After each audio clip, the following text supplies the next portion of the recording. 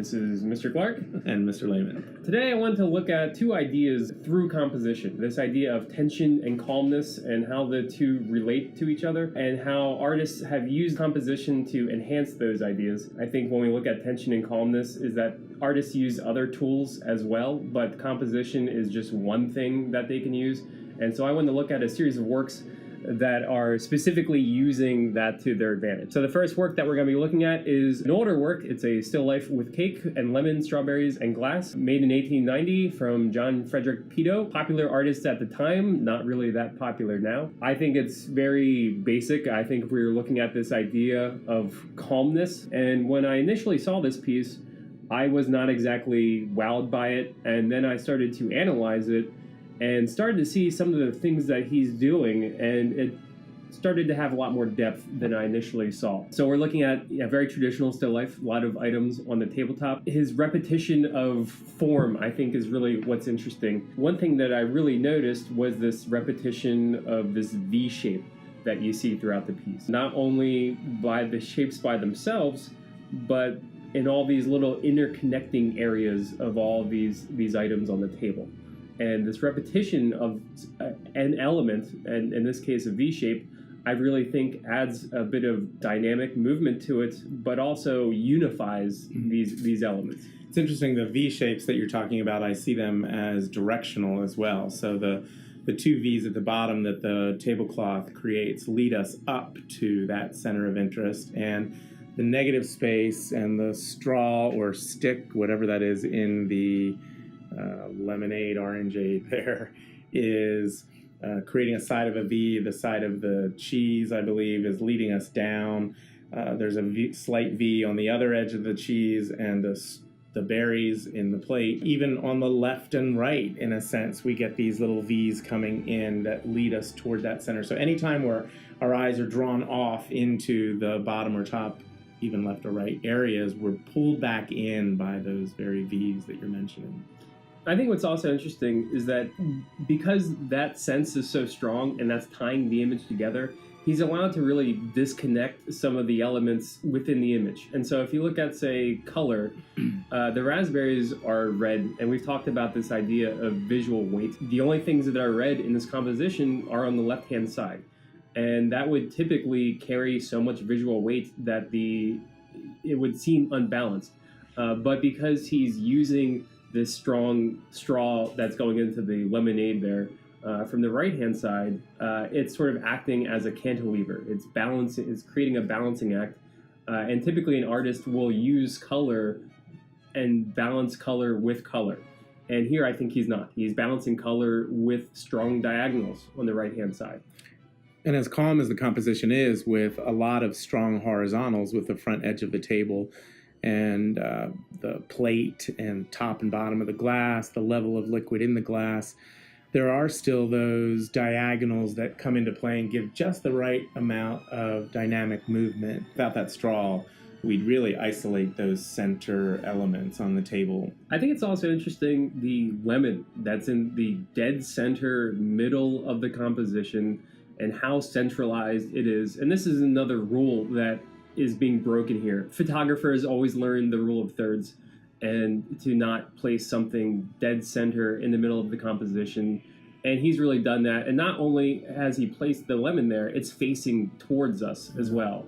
And so I think because of all of these other things going on, it's sort of acting like the central point of a seesaw that everything is sort of leaning against. Well, and talking about the rule of thirds, look how the composition is divided by the folds, the V's in the tablecloth, and then the berries on the left, the cheese and lemon in the middle, the glass and straw on the right. You've got three distinct areas, vertically speaking, and three distinct areas, horizontally speaking, going across, with the elements in the middle, negative space at the top, and the light value of the cloth at the bottom. The next piece we're looking at here is Trompe-l'oeil, a full house with chips, $2 bill, a $5 bill, which was made in 1895. It's American, made around the same time as the last piece. And this is by an unnamed artist. And I wanted to just quickly look at this piece because we always look at pieces that are very strong compositionally. And I wanted to look at a piece that was not considered to be compositionally strong at all. And so why? Why is this? I'm asking Mr. Lehman here, why would you say this is not strong composition? This breaks the very rule that I've often encouraged even elementary students to please move beyond, and that is the fact that the subject is floating in the middle of the paper. Nothing breaks the edge. The negative space reads as one flat value and completely surrounds a singular composite shape in the middle. So all of the cards and bills and chips read as one big shape because of their overlapping nature, and the negative space then as a second space. So I think the reason why this happens is because this artist at the time was so invested in creating something that looks realistic. That's what this idea of trompe-l'oeil is, to fool the eye, and it's supposed to be more of this magic trick. And so if you looked at this in person, it does look like it's jumping off the wall, but the composition is so weak, and it's because the artist is not thinking about that at all. And I think as artists, sometimes we get invested in trying to make something look realistic. We're doing a portrait, we want that portrait to look like somebody, and then we sort of forget about this very important part of design, composition. And I think it's very clear in this piece that that's exactly what's happened. If you're trying to hone your skills in the trompe-l'oeil realm and see how accurately you can represent something, you could say this is a success. If you're talking about it compositionally, I would argue as well it's lacking. This is Before the Ballet by Edgar Degas, oil on canvas, made in 1890. This brings into play an interesting offset, if you will, of the focal point. The interest obviously lies on the right side of the painting, where the two dancers are stretching. The value of their attire is much lighter and stands out in contrast to the four dancers in the background. But yet that foot of the dancer towards the middle leads us up to that light opening that is what we recognize as the window, which leads us over to the next four, kind of just pulls us around the composition. There's a definite flow, even though the composition is somewhat static. So I think Degas is really using what you just mentioned as far as a rhythmic device, is that we are certainly being led through this piece. I think a lot of it too is he's doing some things that artists typically won't do, is that there's the majority of this painting is this carpeted floor area to the bottom left, and to have a space that large that's that much of a resting area is pretty interesting. And I also think we're looking at this idea of calmness and tension, and how an artist tries to fall somewhere in between, and that they try to sort of work between those two and push themselves conceptually between one or the other. And one thing I wanted to notice in this image is that with the ballet, we typically think of calmness, but this is before the ballet. And I think that there's this idea of tension that Degas really sort of looking at, the nervousness and the anxiety before performance. And even ballet dancers with their shoes being so tight, and I think there's ideas of tension there, and I think the composition works to that, to the point that we have this artist placing a figure to the bottom right, and the edge tension that we see, the feet on the bottom right up against the edges along with the dancer's head, creates this sort of tension that I think would only work because it's sort of cantilevered by this giant negative area in the left and the four dancers on the top left. It's also tension in that foot that I pointed out leading towards the window. I was thinking as I said it, it's an odd sort of juxtaposition of those two shapes, the foot and the window, just seeming to touch in that sort of E.T.-like moment. It creates a lot of tension at that spot and at the bottom where you're talking. This idea of composition, it's like this visual seesaw that's happening, and that the light coming through the door in the back really acts as this central pivot point, really sort of what that lemon did in that first piece that we looked at, where it's this central point that everything is sort of connected to, that I think is we don't really notice because we're more connected to the subject matter. This is a more contemporary piece by John Dubrow. This is Tine Linsfried, if I'm saying that correctly. This is a portrait done in 2009, oil on linen. I was able to see this at the Charles Demuth Museum a few years ago. That was in Lancaster here. This was a sort of mid-career retrospective. He did a lot of portraits, a lot of landscape, some cityscapes. I think it's also interesting as an artist, he's really embracing a lot of technology and things. And so he produced a number of drawings that are digital, he uses digital sketching as a starting point for a lot of works, and then sort of build those ideas into larger pieces. It's interesting, as casual as this representation seems to be of the figure, it has a very formal feel as well. When I squint and look at the image, it becomes far more reduced to this central figure living in this central larger shape with shape on either side, almost reads as a triptych, very ancient form of religious art that would have been displayed very formally, very prominently.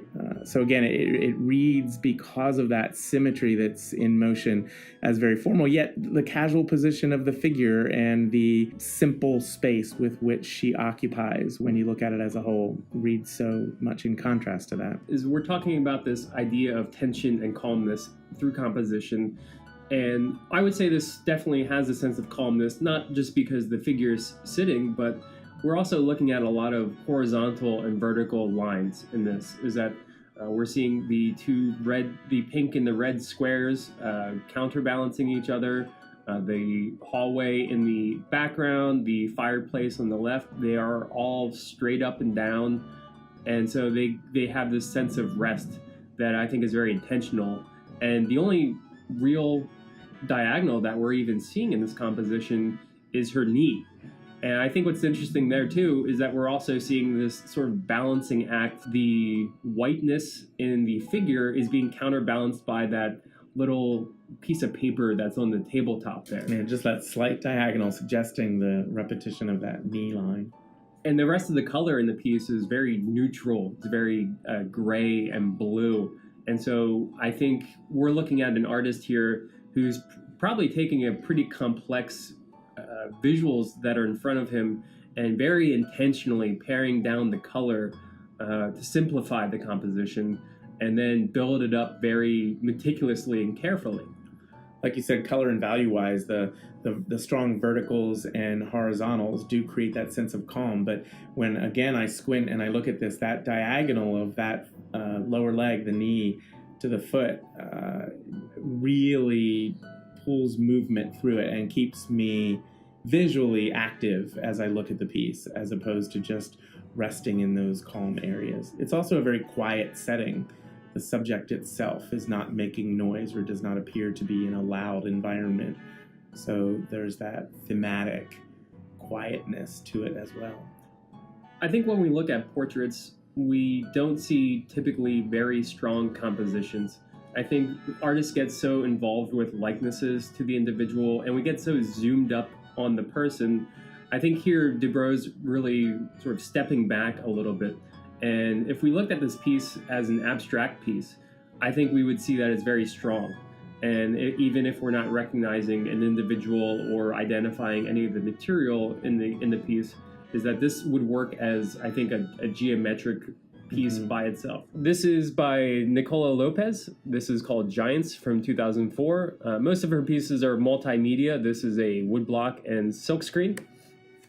And I wanted to look at this piece because we talked about this idea of symmetry and approximate symmetry. One thing that we haven't really noted on was this idea of reverse symmetry. And so if we were to cut this piece in half with a horizontal axis going through the piece, it would not be reflective as far as the top and the bottom. But I do think if you rotated the bottom, it would be sort of approximate to the top. And so it creates this sort of funnel effect, I think, with the piece.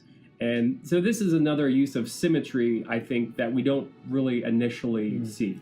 It's a funnel effect and also a twist. And the twist is interesting to me because it's in a sense the way my eyes flow through this piece. I start in the bottom left and I'm led in, but I'm twisted up and around to the top. The lines in the negative spaces, the contour-like map-like lines twist and diagonally cross each other. The tires seem to be twisting and floating and spinning in space. Everything's in an active state.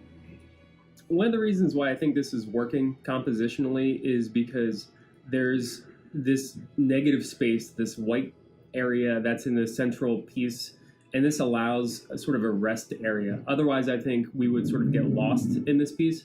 And I think she's also pared down this composition through color. And so because there's a very reduced color here, this allows her to get a little busier with, I think, the overlay of the tires, with the geometry of these blue shapes that are running through the piece. And I think if there was too much color, if there wasn't this resting area, we wouldn't have this rhythm in the piece that I think is created. I completely agree. Positive, negative, space-wise, if you read it as a composite shape, it's just those two small negatives on the left and right side. But as you mentioned, the white from the tires and the linear aspects within the blue areas just brings that negative into the positive and creates a conversation that's very dynamic. A lot of her pieces are like this, actually, is that she really plays with some of these urban subject matter, buildings, junk, steel beams, things like that. And a lot of them, I think, are very compositionally strong. They are also very much asymmetrical in a lot of them. I think it really creates this sense of energy in her pieces that I think are what really make her work stand out. So that was a number of pieces that we looked at with this idea of tension and calmness and how it can be applied. I think it's interesting to think that we, in our discussions, talked about very formal, concrete ways using strong verticals and horizontals to create calmness, or curves and diagonals to create a sense of motion, but also more conceptual things like the figure that was kind of in a triptych-like manner, or the division of space in the still life. So I think it's important, as we all move forward within our own work, is that we look at this idea of composition and how we can use it to enhance our ideas, and not just use it as a device and formal means by itself. And sometimes we want our pieces to be more calm. And so we have to know how to use these tools of composition to be able to enhance those ideas too. It's a language. We want to be able to speak the language from our own perspective, not just by copying others.